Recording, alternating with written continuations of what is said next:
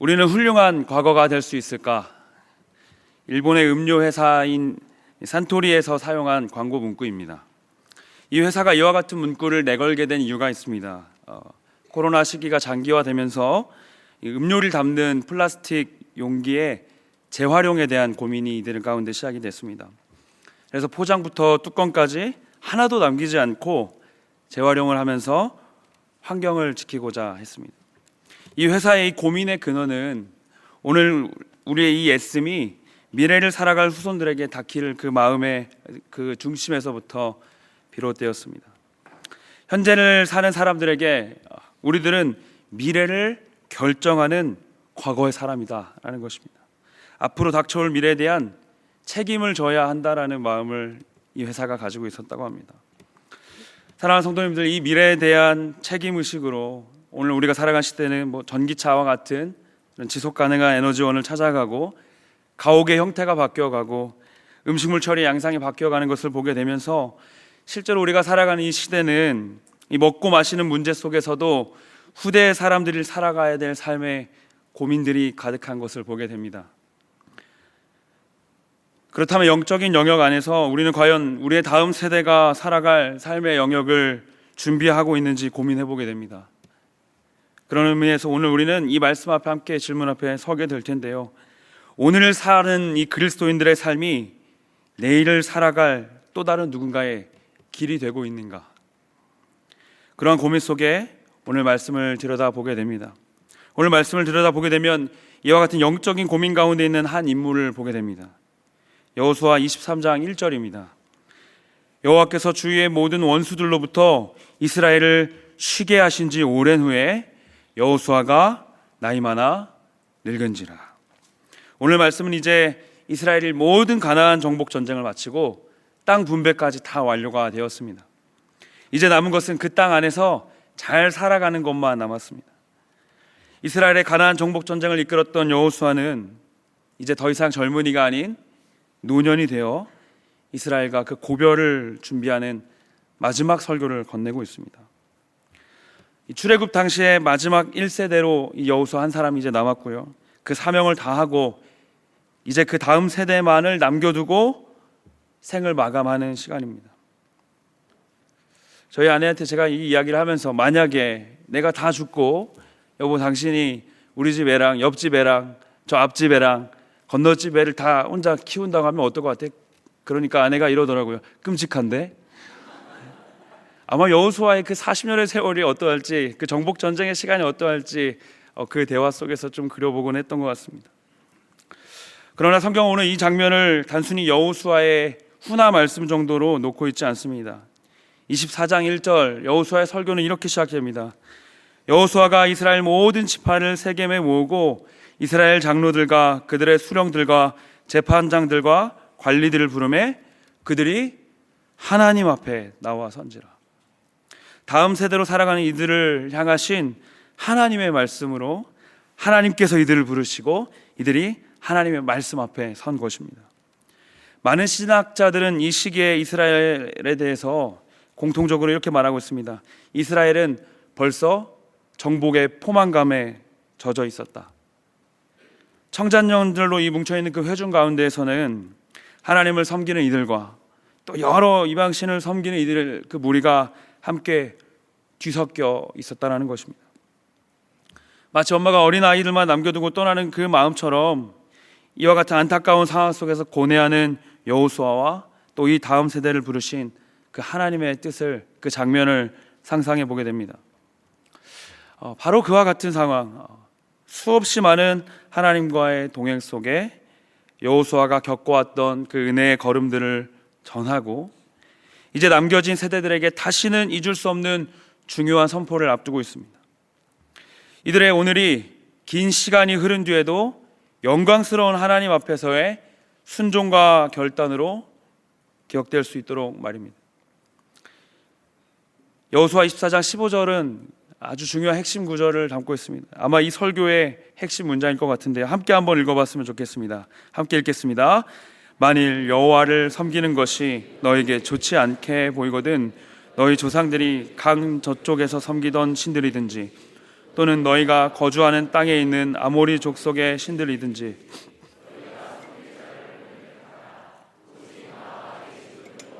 섬기겠노라 하니. 아멘. 오늘 하나님과 온 백성 가운데 지도자이자 어른으로서 이 여호수아가 사생 결단을 합니다. 그의 전생애를 걸고 나아가는 출사표인 것입니다. 이들의 오늘이 있었기에 성경 속 수많은 이들을 상고하는 영광스러운 역사의 그 하루가 이 장면인 것입니다. 오늘 이 말씀 앞에 영적인 다음 세대로서 이 말씀을 우리가 함께 마주했으면 좋겠습니다. 또 먼저 말씀 앞에 앞장선 신앙의 선배인 우리 가운데 하나님께서 주시는 은혜의 말씀으로 이 말씀을 붙잡기를 원합니다. 이 말씀을 붙잡고 나아갈 때 오늘 우리의 이 밤이 하나님께 영광이요, 또 우리의 그 다음 주자들에게 도전으로 자리하는 은혜의 밤이 되길 예수님의 이름으로 축원합니다. 그런 마음으로 오늘을 이 영광스러운 과거로 만드는 세 가지 선택이라고 해서 우리 세 가지 주제를 한번 살펴보길 원하는데요. 첫 번째는 이것입니다. 신앙의 의무감이 오늘을 붙잡는다라는 것입니다. 신앙의 의무감이 오늘을 붙잡습니다. 미국의 행동심리학자 케일 매튜라고 하는 그 연구팀에 아주 흥미로운 실험이 있습니다. 어떤 사람 그룹을 5개로 나누고 한 목표를 줘서 일을 시킵니다. 첫 번째 그룹은 목표를 그냥 생각만 하고 일을 하는 그룹입니다. 머릿속으로 생각만 하는 것이죠. 두 번째 그룹은 그 목표를 종이에 쓰는 그룹입니다. 종이에 기록을 해두고 진행한 그룹입니다. 세 번째 그룹은 행동 계획을 작성합니다. 타임라인을 짜서 행동 계획대로 진행하는 그룹이고요. 네 번째는 이 목표를 자기 친구들에게 말한 그룹입니다. 그리고 마지막 그룹은 이 진행 상황을 계속 보고해야 하는 그룹이었다고 합니다. 어떤 그룹이 가장 능률이 좋았을까요? 네, 5번째니까 제가 아마 이 연구 결과를 갖고 온 것 같습니다. 같은 목표를 주고 완수율을 살펴보았을 때 가장 완수율이 높은 그룹은 지속적으로 보고에 책임감을 가지고 있었던 이들이었다라는 것입니다. 상황과 환경과 상관없이 이 책임으로 임무가 완수되는 것이죠. 이스라엘도 동일한 상황 가운데 있었던 것 같습니다. 아마 이들의 삶 가운데도 책임의 그 역할이 부여되었을 것입니다. 이스라엘 역사는 강을 건너는 것에서 계속 시작이 됩니다. 아브라함부터 지금 여호수아에 이르기까지 마치 로마군이 루비콘 강을 건너면서 전쟁의 시작을 알렸던 것처럼 자신들이 붙잡아왔던 이전의 모든 우상과의 전쟁을 선포하고 그 혈투 가운데 들어가야 했습니다. 24장 2절은 이렇게 말합니다. 여호수아가 모든 백성에게 이르되 이스라엘 하나님 여호와께서 이같이 말씀하시기를 옛적에 너희의 조상들 곧 아브라함의 아버지 나홀의 아버지 데라가 강 저쪽에 거주하여 다른 신들을 섬겼으나. 3절 이렇게 말합니다. 내가 너희의 조상 아브라함을 강 저쪽에서 이끌어내었다. 강을 건넜다라는 표현이 사용된 것은 이제는 돌아갈 수 없다는 것입니다. 돌이킬 수 없는 영적인 삶의 자리에 이들이 서 있다라는 것입니다. 이들에게는 강을 건너 돌아가지 않고 혈투로, 끊임없는 우상과 죄와의 그 혈투로 나아가야 할 책임이 있었습니다. 결혼한 남녀가 서로 외에는 더 이상 누구도 사랑할 수 없는 것처럼 하나님과의 언약 관계 아래 율법과 택함을 받은 백성이기에 이들의 영적인 위치는 다시는 강을 넘어 돌아갈 수 없음을 의미했습니다. 그러나 이스라엘 백성들의 모습은 달랐습니다. 그들은 의무를 잊고 만족에 집중하게 되었습니다. 24장 14절입니다. 그러므로 이제는 여호와를 경외하며 온전함과 진실함으로 그를 섬기라. 너희의 조상들이 강 저쪽과 애굽에서 섬기던 신들을 치워버리고 여호와만 섬기라. 언제든 다시 그 옛 기억을 떠올려 과거를 꺼내 들었을 것입니다. 그 우상을 집어들었을 것입니다. 애굽에서 그들이 붙잡고 있었던, 그들이 배웠던 예배의 방법들을 기억했을 것입니다. 본문 속의 백성들을 향한 이 복수 형태, 너희라고 하는 이 복수의 형태의 표현은 다분히 백성들만을 지칭하는 것을 넘어서 너무나 많은 이들이 하나님의 백성이라는 이름을 안고 그 우상을 사랑하는 자로 강 너머로 계속해서 돌아가던 자로 서 있었다는 것을 의미합니다. 사랑하는 성도님들, 우리의 시간 속에도 이와 같은 안타까움이 있을 때가 있습니다. 구원의 은혜를 누리고 완전히 그 은혜의 물에 잠기어서 새롭게 태어난 우리의 인생 속에 다시 우리가 의지하던 것을 붙잡고자 할 때가 있는 것입니다. 다시 그 강을 건너 돌아가고 싶은 욕구에 사로잡힐 때가 있습니다. 그것은 한 개인의 어려움을 넘어서 환경의 문제, 건강하지 않은 공동체의 문제이기도 한 것입니다. 바로 그 환경을, 공동체를 뛰어넘는 것이 의무의 신앙입니다. 만족을 넘어선 의무의 신앙의 은혜를 붙잡을 때 우리의 공동체는 다시 그 자리를 찾아갈 수 있게 됩니다. 고등학교 시절이 아니죠. 제가 청년 때 제가 청년 때 고등부를 섬겼습니다. 네, 말이 잘 안 나왔네요. 고등부 교사를 열심히 잘 섬겼습니다. 그래서 맡겨진 고등학생들을 3년 정도 열심히 마음 다해 섬기고, 그 당시 제가 얼마나 뜨거웠냐면 하루도 빠지지 않고 말씀 묵상을 보내는 겁니다. 이 고등학생들이 있는 카톡방에 끊임없이 말씀을 보냈습니다. 제가 청년 담당 목사라. 네. 그러다 보니까 그때 제 마음에 얼마나 큰 충만함이 있었는지 모릅니다. 하나님께서 날마다 동행하시고, 비가 오든 눈이 오든 몸이 아프든 건강하든 시험 기간이든 아니든 바쁘든 바쁘지 않든 말씀을 보내야 하는 것입니다. 저희 아버지가 그러고 나서 이제 개척을 하셨습니다. 저희 아버지 목사님이신데 개척을 하면서 이제 따라 나서게 된 것이죠. 그러니까 개척을 하니까 이제 저희 가족 넷만 앉아 있지 않습니까? 보낼 카톡방이 없는 겁니다. 말씀을 묵상해도. 놀랍게도 그날부로 제 큐티가 멈췄습니다. 제 묵상이 멈췄던 신기한 경험을 했던 기억이 있습니다. 그 당시에 저의 깨달음은 누군가를 위한 묵상을 하다 보면 내 스스로 말씀이 필요할 때 이렇게 연약해지는구나 정도로 생각을 했는데, 시간이 지나고 나서 보니까 하나님께 끊임없이 나아갈 수 있었던 그 자리가 너무 귀한 것입니다. 비록 의무일지라도, 비록 제자훈련 과제일지라도, 다락방 하나님 앞에서일지라도 하나님께서는 그 장치를 통해서라도 그 의무와 책임 가운데 구원의 강을 건너 하나님과 동행하는 그 삶을 우리 가운데 원하신다라는 것입니다. 흔들리지 않고 책임을 다했던 여호수아가 바로 그러했습니다. 마지막 설교 속 그의 외침이 이러합니다. 23장 6절입니다. 그러므로 너희는 크게 힘써 모세의 율법책에 기록된 것을 다 지켜 행하라. 그것을 떠나 우로나 좌로나 치우치지 말라. 마지막 고별 설교, 죽음을 앞둔 그의 입술 가운데 튀어나온 것이 바로 이 설교의 내용입니다. 여러분 잘 아시다시피 이 놀라운 설교의 고백은 그가 정복을 시작하기 전부터 하나님께서 그의 중심에 주셨던 말씀입니다. 여호수아 1장 7절입니다. 오직 강하고 극히 담대하여 나의 종 모세가 내게 명령한 그 율법을 다 지켜 행하고 우로나 좌로나 치우치지 말라. 처음 주셨던 그 말씀을 붙잡고 그 사명을 다하는 자리까지 그 의무와 책임을 다하여 나아갔을 때 온 공동체가 그 강을 계속 건너가고 흔들릴지라도 하나님께서 보내신 그 한 사람으로 말미암아 그 공동체가 우뚝 서 있는 것입니다. 사랑하는 성도님들, 신앙은 책임이고 의무입니다. 의무감으로 신앙생활하는 것에 대해서 고민이신 분들이 계십니까? 나의 신앙이 나의 자녀들에게 닿지 않는 것 같아 이 자리에 오신 분이 계실 수 있을 것 같습니다. 훈련과 양육의 과정 속에 또 이 자리에 오신 분이 계시리라 생각됩니다.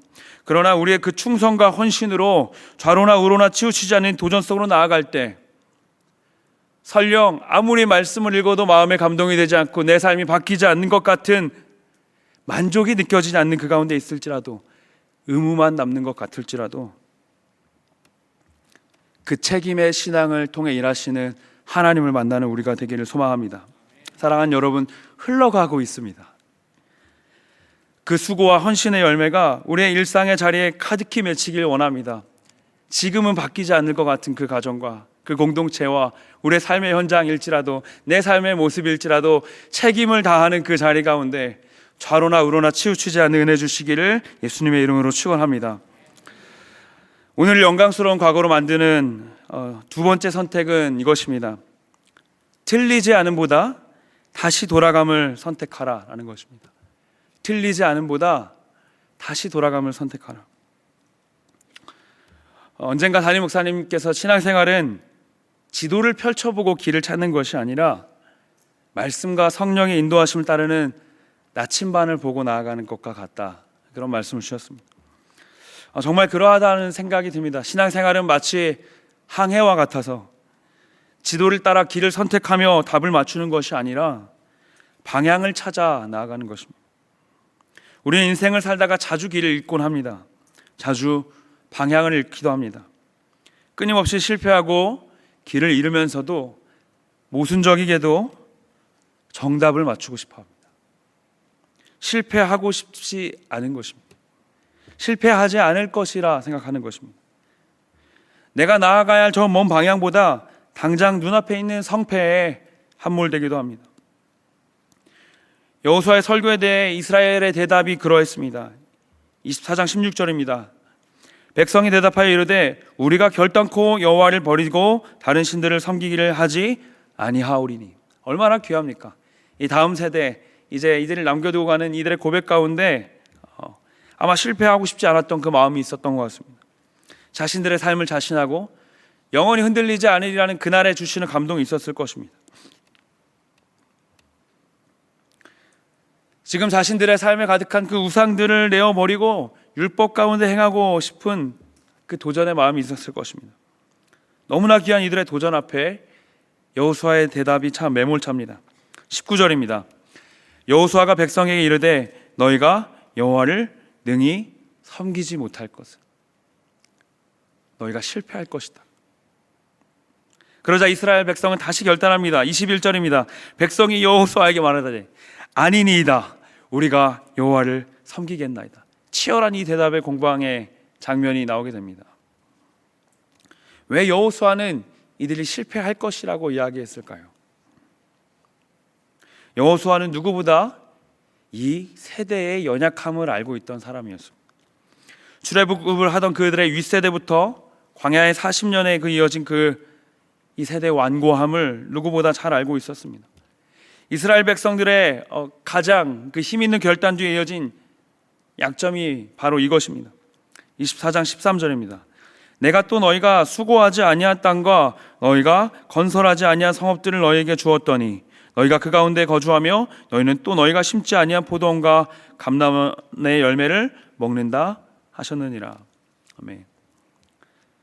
이스라엘 백성들은 스스로 자신하던 세대입니다. 이들의 약점은 성공할 것이라고 하는 생각입니다. 그들의 그럴듯한 계획 가운데 이들의 신앙의 여정이 성공할 것이라 보는 것입니다. 또 이스라엘 백성들은 자신들이 수고하지 않은 것들을 얻고 누리는데 익숙한 사람들이었습니다. 광야에서 가만히 앉아 있으면 만나가 내립니다. 아침에 나가면 메추라기가 날아옵니다. 이들이 정복한 전쟁 가운데는 하나도 제대로 된 전쟁이 잘 보이지 않습니다. 하나님의 개입하심이 없이는 아주 작은 그 아이성조차도 함락시키지 못하는 처참한 전투력을 가진 백성입니다. 그러나 이들은 자신들에게 주어진 이 음식과 자신들에게 주어진 이 주신 땅과 자신들에게 주신 승리를 스스로 얻어낸 것처럼 여겼습니다. 이것은 단순히 은혜를 잊어버리는 정도의 심각함이 아니라 스스로가 틀리지 않는 결정을 할 수 있다는 착각인 것입니다. 사랑하는 성도님들, 우리의 신앙도 그런 날이 있습니다. 주어진 많은 복과 은혜를 누리다 보면 어느샌가 나의 믿음과 신앙이 나의 실력이 되는 것입니다. 이것이 나의 실력이 되어 내가 무언가를 이루고 해낼 수 있을 것만 같은 교만함에 빠지게 됩니다. 주의 말씀은 내 발의 등이요 내 길의 빛이니이다. 그렇게 고백하면서도 한 발 한 발 하루하루 그 말씀의 등을 쫓아가는 것이 아니라 언제든 성큼성큼 나아갈 수 있는 존재로 착각하게 되는 것입니다. 사랑하는 성도님들, 우리는 넘어질 것입니다. 틀리기도 하고 길을 잃기도 할 것입니다. 마치 이스라엘 백성처럼 여호수아는 이 사실을 너무나 잘 알고 있었던 것 같습니다. 그래서 이들의 삶이 율법의 말씀 앞에 서기를 결단하면서도 좌로나 우로나 치우치지 않는 하나님 앞에 순전한 인생이 되기를 바라면서도 이들이 실패할 것이라 말하는 것입니다. 여호수아에게는 실패하고 틀리지 않아서 길을 잃는 것보다 더 중요한 것이 있었습니다. 23절입니다. 우리 한 번만 더 같이 한번 읽어보겠습니다. 함께 읽습니다. 여호수아가 이르되 마음을 이스라엘의 하나님 여호와께로 향하라. 너희의 마음을 이스라엘의 하나님 여호와께로 향하라라는 것입니다. 이스라엘 백성들은 죄를 짓지 않는 그 선택이 아니라 그 너머에 계신 하나님을 향해야 하는 것입니다. 율법을 떠나서 죄를 짓는 것이 아니라 죄를 사랑하다 보니까 율법을 떠나는 것이죠. 하나님을 향하다 보니 죄를 짓지 않는 것이지 율법의 법도를 지키는 것이 완성이 되어야 되는 것이 아니라는 것입니다. 이스라엘이 강 건너에 그 모든 다른 신을 얼마나 섬기는지보다 중요한 것은 오늘 너희의 마음이 이스라엘의 하나님 여호와를 향하고 있는지가 중요하다라는 것입니다. 그러하기에 적어도 이날 이들의 그 결단은 하나님 앞에 기쁨이었을 것입니다. 이들의 이날이 율법적인 삶의 태도가 온전해서가 아니라 이들의 이 고백이 하나님을 향하고 있었기 때문입니다. 사랑하는 성도님들, 삶의 그 구석구석에 주어진 나의 그 역할을 다하는 것을 넘어선 하나님을 향하는 우리 모두 되기를 간절히 소망합니다. 무너진 삶의 자리를 나아갈 때도 우리는 언제든 틀릴 수 있고 언제든 무너질 수 있다라는 그 사실을 인정하고, 그러하기에 그 무너짐의 깊이만큼 은혜를 주시고 무너짐의 좌절의 아픔만큼 치료하시고 회복하시는 하나님을 만날 수 있는 것입니다. 하나님을 향하는 삶의 자리로 염치불구하고 고개 숙인 마음으로 다시 또 나아가는 그러한 선택이 저와 우리 모두에게 있기를 간절히 소망합니다. 마지막 세 번째 선택입니다. 함께 한번 읽어보겠습니다.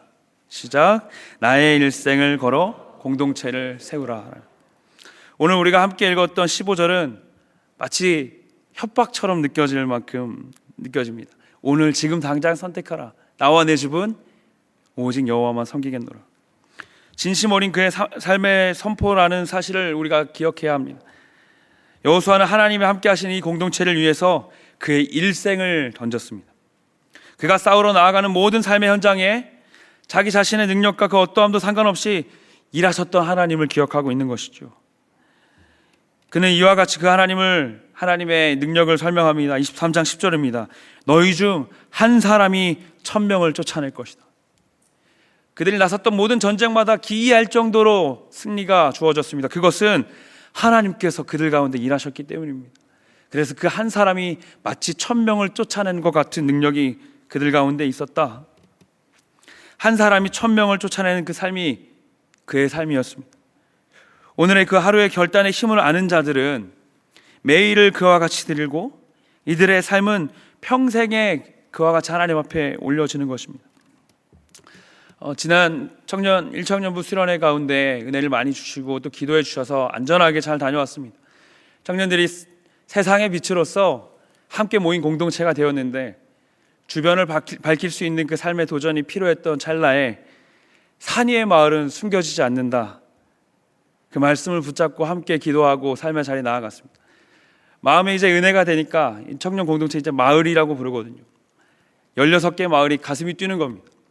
그래서 다 같이 해외 선교를 갈 수가 없으니까 국내 선교를 가기보다는 가장 최전선에서 은혜를 나누시고 섬기는 분들을 섬기자. 그래서 주일 1, 2, 3부 예배를 섬기는 분들을 섬기기 위해 교회를 섬기는 교회가 되자라는 이름으로 나왔습니다. 이날 16개 마을에 250명 청년들이 600여 명의 성도님들께 섬김을 하고자 1, 2, 3부에 나왔습니다. 송림 주차부에 걸린 마을이 탄성을 지르면서 아침 일찍 갈 수 있음에 감사하는, 송림 행지부에 가는 마을이 기뻐함을 누렸던 그 시간들을 보게 됩니다. 그날 청년들의 여러 고백들이 있었는데요. 저는 이날 하루 왔는데 10몇 년이 넘도록 이 일을 하신 분이 계시더라고요, 목사님.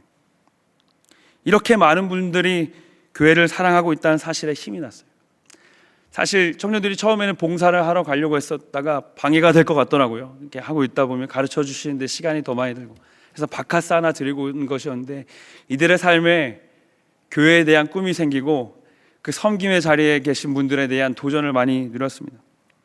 사랑하는 성도님들, 여러분은 어떤 공동체에 속해 계시고 이 공동체에서 여러분의 부르심은 어떠하신지요? 그 생애를 다한 믿음의 선배들의 도전이 공동체를 세워가는 것처럼 우리의 생을 다해, 우리의 삶을 다해 하나님 앞에 나아갈 때 우리가 서 있는 그곳이 변할 것입니다. 저의 가정을 기도로 세우셨던 영적인 어른들이 계셨고요, 제가 다녔던 신학교의 그 역사 속에 영적인 주춧돌의 역할을 했던 선생님들이 계셨고, 또 우리가 사랑하는 이 교회와 이 교회를 위해 마음 다한 섬김이 있었을 때 이들이 살아가는 그 시간 동안, 이들이 섬기는 그 시간 동안 하나님의 역사가 그 공동체에 충만하게 부어졌던 것을 보게 됩니다. 오늘 설교의 마지막을 여호수아는 이렇게 맺고 있습니다. 31절입니다. 같이 한번 읽어보겠습니다. 이스라엘을 여호수아가 사는 날 동안과 여호수아 뒤에 생존한 장로들 곧 여호와께서 이스라엘을 위하여 행하신 모든 일을 아는 자들이 사는 날 동안 여호와를 섬겼더라. 아멘. 이들의 섬김이 흔들리지 않았던 것은 하나님 앞에 그 생의 전부를 드렸던 그 여호수아, 하나님의 일하심을 목도했던 그 모든 사람들이 살아있는 동안에 그 공동체가 일어났다라는 것입니다. 저와 우리 모든 성도님들의 삶 가운데 이 말씀의 은혜가 주어지기를 간절히 소망합니다. 주님, 내가 사는 날 동안 여호와를 섬김으로 우리와 우리가 속한 모든 공동체 가운데 이와 같은 은혜가 주어지게 하여 주시옵소서. 그리하여서 긴 시간이 흘러서 우리의 모든 오늘이 하나님 앞에 영광스러운 과거로, 우리가 사랑하는 다음 세대에게 훌륭한 과거로 기억되기를 간절히 소망합니다. 주여, 그날까지 함께하여 주시옵소서 하는 마음으로 나아가는 저와 우리 모두 되길 예수님의 이름으로 축원합니다. 아멘.